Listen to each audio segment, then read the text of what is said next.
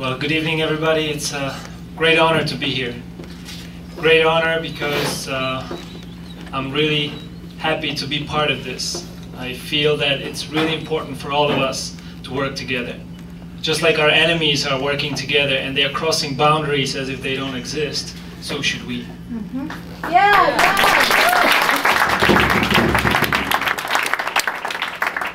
As Bruce said, I come from the Czech Republic, which you may know as Czechoslovakia. It used to be that until 1993, when our politicians decided that it's no longer useful to be Czechoslovakia, and they broke us into two countries. Needless to say, we, the people of those countries, never wanted to be separated, but that's what happened. So now, even though I was born in Czechoslovakia, I am a citizen of the Czech Republic now. We learned in 2006, in June, that there were some US experts who came to our country to choose which location they would like the most for the base of the National Missile Defense System of the United States. And we were outraged. We had no idea that such a plan was going on. And you may know that we were occupied by the Germans during the Second World War. We were under Hitler from 1939 up to the end of the war. Then we were occupied by the Russians from 1968 until 1991. And when finally we managed to get the Russians out, we said no more foreign troops on our territory.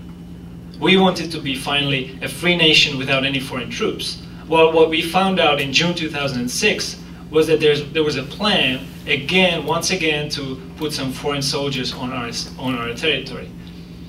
So we slowly started to learn more, and immediately we formed this initiative. We call it No to the Bases Initiative. We are currently more than 60 organizations that are part in this initiative, and I'm from the Humanist movement, which is one of them. We formed back then, but we continue operating until today because we believe that this is a dangerous plan.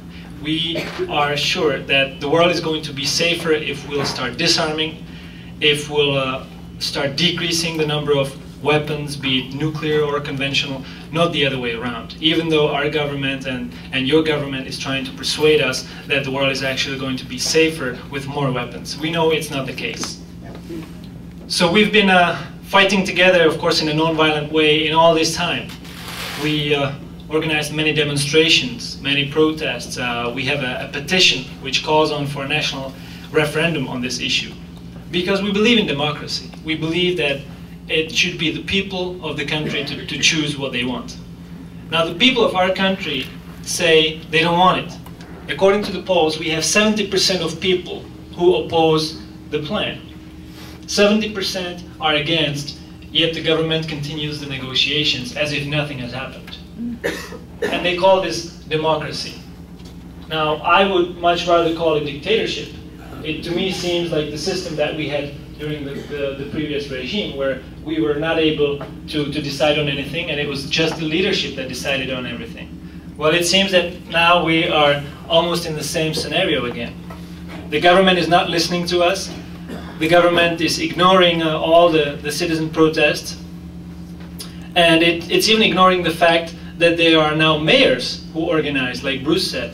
There's a group of mayors, I believe there are more than 40 or 50 now, and they call themselves the League of Mayors Against the Radar, and yet the government continues with the plan. And in fact, just recently there was this NATO summit in Bucharest about a week or two ago, and Condoleezza Rice, together with our Minister of Foreign Affairs, they announced that they were going to sign the deal on May 5th. So they are moving very quickly ahead with this. Maybe just to point out how quickly or how much they're pushing for this, I can say that we've had elections back in June 2006, and because of the outcome of the elections, we have a 200-member lower chamber in the parliament, and the outcome of the elections was that the center and the right-wing parties, they had 100 votes, and then the left wing had also 100 votes. And so it took them 7 months to assemble the government. It wasn't until January of 2007 when finally the government was approved and was passed in the parliament. The same day it was asked by the US government to station this base in our country. The same day. Well, we continue our struggle. We've organized also many conferences, one of which Bruce attended back in October last year. And we asked for support from our friends from other European countries as well as other people from outside of Europe. I'm here now and I want to ask you for your support because we realize that this issue is much broader. It's not just about one little radar in one little country, which is what they are trying to tell us, but it's about a global system that will control sea, land, space, air, all forms of human activity, and they want to control this using Stratcom. And so I'm very happy that I'm here because I think our struggles are one. Just recently we have launched another initiative, which is an online petition. We realized that the paper petition is very good for some people, but for the international reach, online petition might be better. And so we launched this online petition, which I would like you to sign. The address is www.nonviolence.cz. CZ is the domain for Czech Republic, nonviolence, all one word, without any dash. We currently have more than 25,000 signatures, and we just launched the petition about 2 weeks ago. So it's going great, but we want to have 1 million signatures. And we don't have much time. As I told you, we only have about a month or so before the deal gets signed by the governments. And fortunately, we will have a few more weeks after that because it has to pass through the Czech Parliament. So we have about 2 months, 3 months at most, I think, before this gets into the Czech Parliament, and it's really important for everybody to speak up and speak your opinion about this.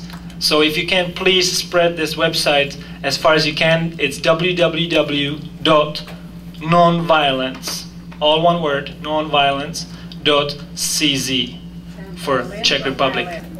So in the meantime, we are continuing. Just this week, we have been doing these protest marches around the Czech Parliament. We organized every day from Monday to Friday, from 8 in the morning until 8 at night, people that were walking around the Parliament protesting. Now that's because it's illegal for us to protest in front of the Parliament, just holding a demonstration there. So what we had to do, we had to march around the Parliament so that it would not be classified as a demonstration. And it worked, it got great coverage, and a lot of people participated, including some members of the Parliament. So that's good news that just happened this past week. Of course, we will continue. We are going to continue the pressure on our Parliament, on all the members of the Parliament, and we will wait to see the outcome. In any case, even if this treaty gets signed, we will not give up, because we say this treaty, if it does pass the vote, it will still be illegal, because 70% of people don't want this.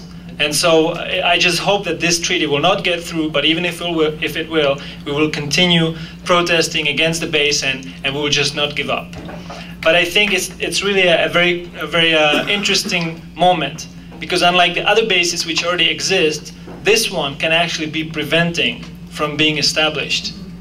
So I think if we all get together and if we focus on this in the next month or two, and if we succeed, that could be an example for the rest of the world. So let's do this.